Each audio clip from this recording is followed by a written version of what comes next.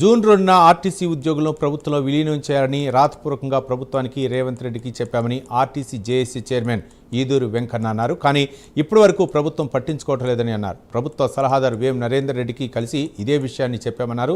ప్రభుత్వంలో విలీనం చేస్తామని చెప్పినా ఇంకా జరగకపోవడంతో కార్మికులు ఆందోళనలో ఉన్నారని ఆర్టీసీ జేఏసీ చైర్మన్ అన్నారు.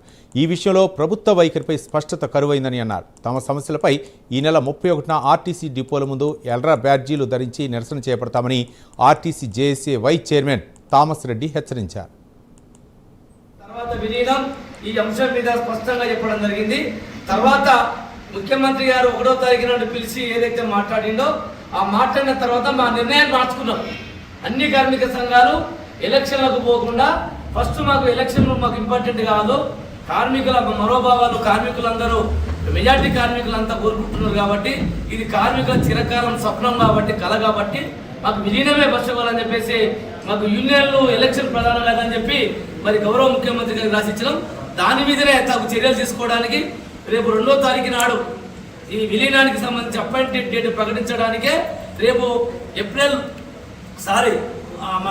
మే 31వ తారీఖు నాడు విలీనం అపాయింటెడ్ ప్రకటించడానికి ప్రభుత్వం గుర్తించాలని చెప్పేసి మా యొక్క కార్మికుల యొక్క కోరికను తెలియజేయడానికి అది డిమాండ్ డేగానే ఎర్ర బ్యాడ్జీలు ధరించి విధులకు నిర్వహించడానికి జేఏసీ పిలుపునిస్తున్నది. కాబట్టి దీన్ని కార్మిక వర్గం అంతా విజయవంతం చేయవలసిందిగా జేఏసీగా మేము కోరుతున్నాం. సంఘాలన్నీ ఆర్టీసీలో ఉన్న ఉద్యోగులందరూ కూడా రిక్వెస్ట్ చేస్తా ఉన్నాం, అయోమయానికి గురి కావద్దు.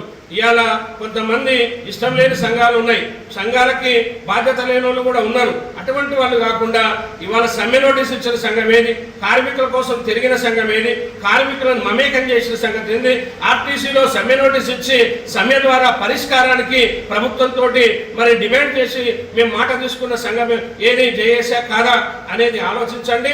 అందరం కూడా మరి ఆర్టీసీ పరిరక్షణ సంస్థ కార్మిక సమస్యల పరిష్కారం కోసమే మనం పనిచేస్తున్నాం తప్ప వేరే లేదు. కాబట్టి ఇవాళ చాలా ప్రోగ్రామ్స్ ఇచ్చినాం. రేపు మరి 31వ తారీఖు నాడు అంటే మేము 2వ తారీఖు ఎప్పుడైతే మరి జూన్ 2వ తారీఖు తెలంగాణ ఫార్మేషన్ డే రోజున ముఖ్యమంత్రి గారు మీటింగ్ పెడతా ఉన్నారు. చాలా పథకాలు అన్ని విషయాలు సంబంధం ఉంటాయి. ఆర్టీసీని మనసులో పెట్టుకొని అన్నమాట